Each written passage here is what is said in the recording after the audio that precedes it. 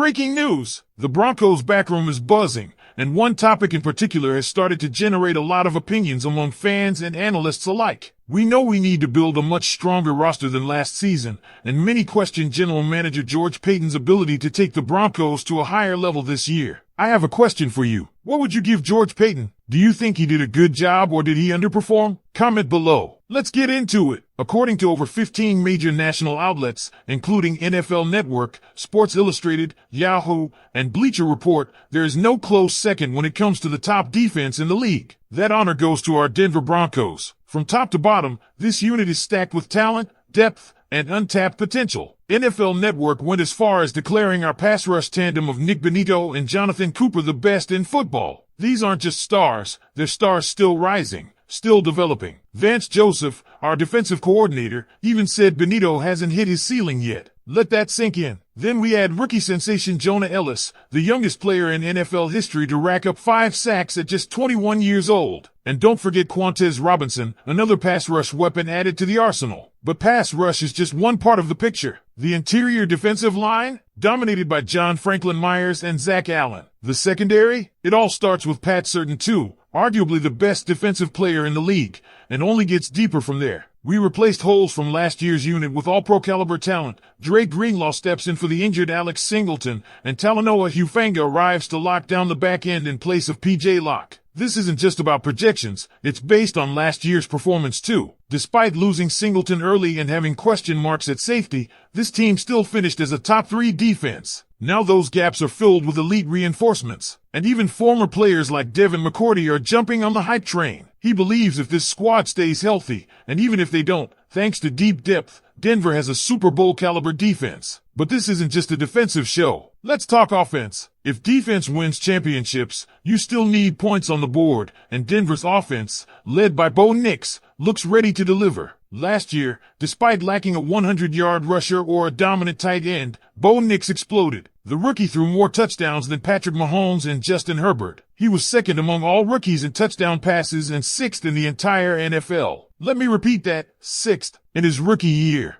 Denver averaged 25 points per game in 2023. And if you look past the rough start, including a 6-point showing against Pittsburgh and a rainy monsoon in New York, this offense started to light it up from week 5 onward, often putting up 30-plus points. So if this defense holds opponents under 20, which is exactly what top units have done over the last 5 years, and this offense is averaging 27, the math is simple. Denver is poised for a deep playoff run, and there's precedent. Historically, the top defense almost never misses the playoffs. In 2020, the Rams led the league, allowed just 18.5 points per game, and made a deep postseason push. In 2022, the 49ers allowed just 16.3 and did the same. Last year, the Ravens allowed 16.5, the Bills 17.8, and both were in the mix until the very end. And remember, Denver ended 2023 tied with Pittsburgh at 18.4 points allowed per game. Right in that elite tier. Bo Nix doesn't even need to be Peyton Manning. He just needs to do what he did last year, maybe a bit better. And the wild thing? His floor in 2023 was better than what Manning gave us in his final year,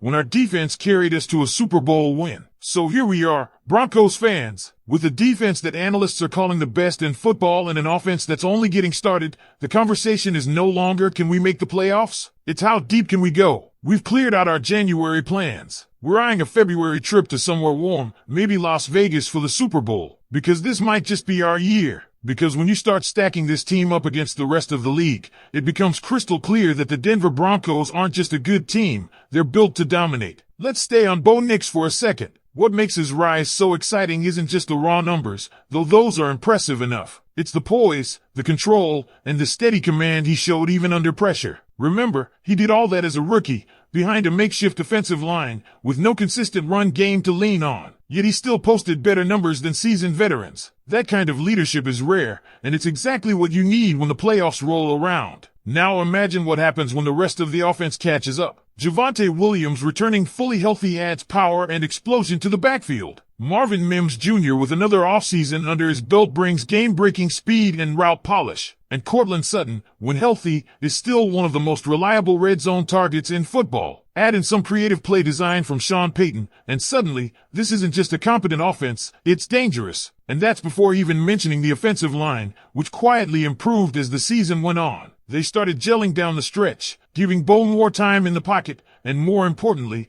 allowing him to make his reads and deliver on time. The Broncos' offensive line, if they take even a modest step forward this season, could transform this unit into a top-5 scoring offense to match a top-ranked defense. Let's circle back to that defense for a second, because it's worth repeating, the names aren't just good on paper. They're already producing. Nick Bonitto was a terror off the edge last season. Jonathan Cooper, relentless. Jonah Ellis is one of the most exciting young pass rushers entering the league this year. And when you rotate in Quantez Robinson for situational bursts, the Broncos can keep bringing pressure deep into the fourth quarter. Zach Allen and John Franklin Myers up front give this defense a nasty interior presence that forces teams to abandon inside runs and short routes. That's where it starts to get scary for opposing offenses when they're forced to the perimeter, into the arms of Pat Surtain too. He's not just the best corner on the team, he might be the best in football. And now he has help. Talanoa Hufanga's arrival upgrades the safety position immensely, giving Denver a chess piece that can blitz, cover tight ends, or shut down deep threats over the top. Add Dre Greenlaw at linebacker, and the spine of this defense is now fast, smart, and violent. There's one more thing no one's talking about enough: depth. This team has depth at nearly every position. Last year, Denver lost its starting inside linebacker and didn't miss a beat. That's rare, and that's the kind of roster strength that separates playoff hopefuls from true contenders. Because injuries happen. That's football. But when you can rotate players without seeing a drop-off in performance, you're operating on a championship level. Even AFC West rivals are acknowledging it. Raiders content creators, Chargers analysts, even some Chiefs insiders, begrudgingly, are admitting this Broncos defense is the best in the division,